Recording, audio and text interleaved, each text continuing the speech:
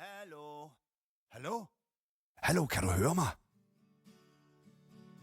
Det anslås, at op mod 800.000 personer i Danmark har problemer med hørelsen.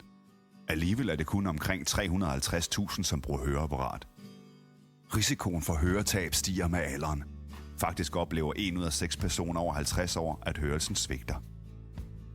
Det kan være, at din ægtefælle er begyndt at påpege, at du skruer gevaldigt meget op for lyden på fjernsynet. Eller måske har du fået sværere ved at føre en samtale over telefonen. Det er aldrig særlig rart at indse, at en af sanserne er begyndt at svigte. Men det kan have sundhedsmæssige konsekvenser, hvis du ignorerer problemet. Udover at du mister evnen til at kommunikere, øges risikoen for demens, hvis du ikke kan høre.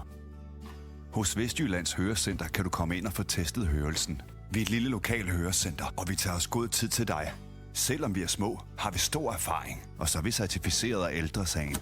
Med vores personlige rådgivning er du i trygge hænder. Vi hjælper dig med at finde det helt rigtige høreapparat og giver dig både hørelsen og livskvaliteten tilbage. Kontakt Vestjyllands Hørecenter. Vi lytter til dig.